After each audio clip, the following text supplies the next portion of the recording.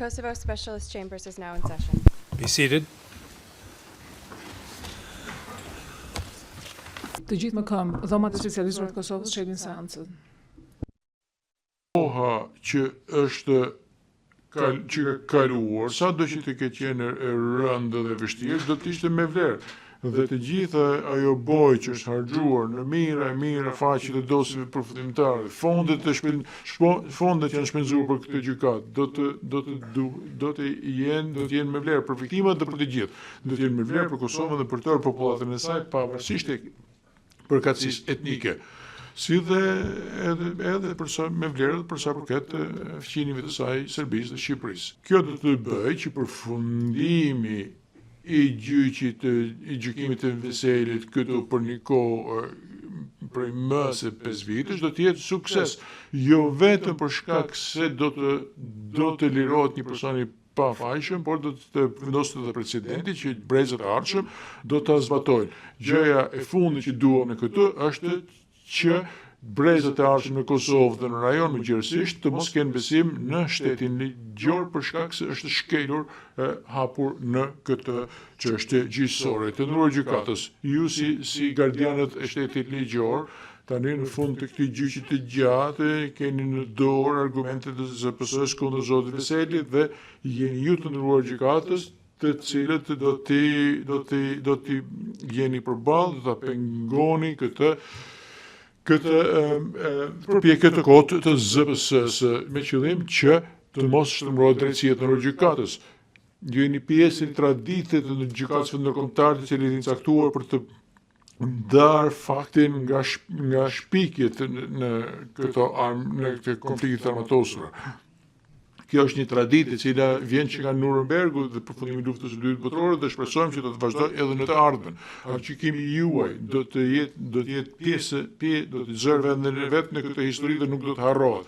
Pavarësisht se sa është përpjekur ZPS që t'ju bindë ju të nderuar gjykatës që ta gjeni fajtor zotin Veseli me çdo kusht, ne e kundërshtojmë këtë me parimin ligjor dhe me shtetin ligjor e cila është në qendër të gjitha gjykatave ndërkombëtare. Kur nuk ka prova, apo kur provat janë të dobta, nuk mund të ketë edhe shpallje fajësie.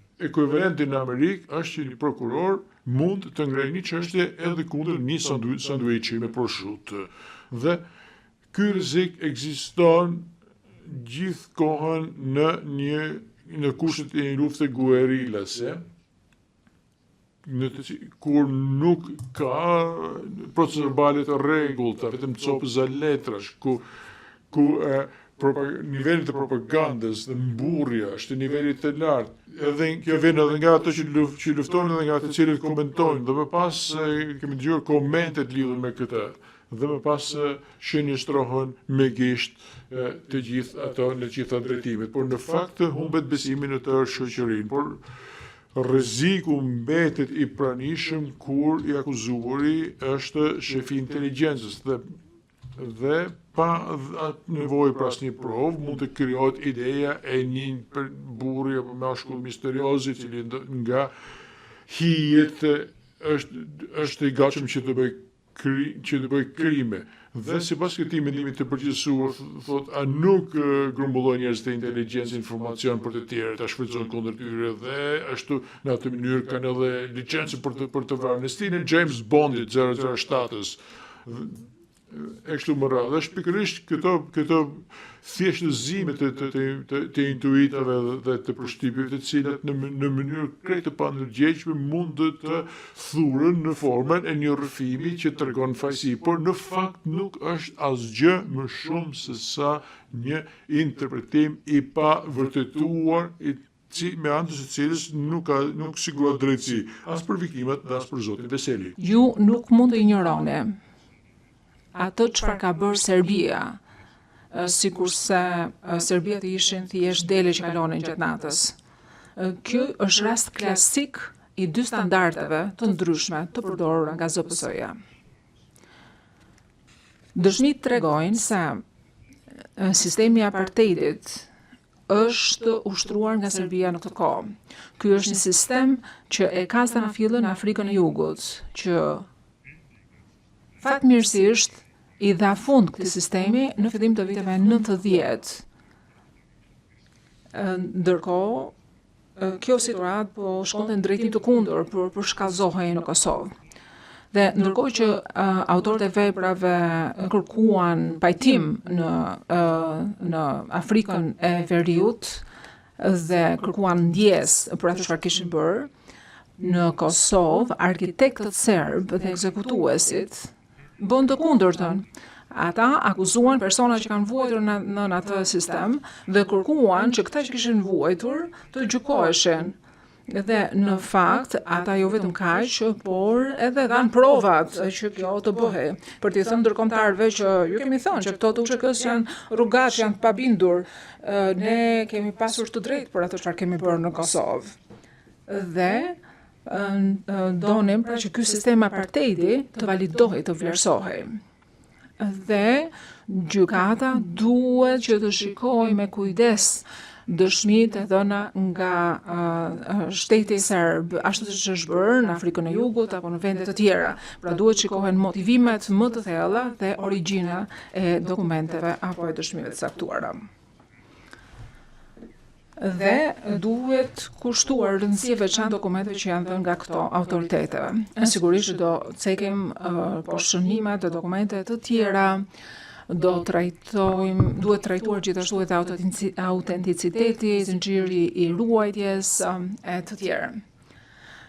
Pra, kjo është një element i rëndësishëm që duhet merret parasysh, siç ka vendosur edhe dhoma e apelit, sa i takon apelit që kishte me përgjimet. Pra është e rëndësishme që të vërtetohet për te dyshimit të arsyeshëm.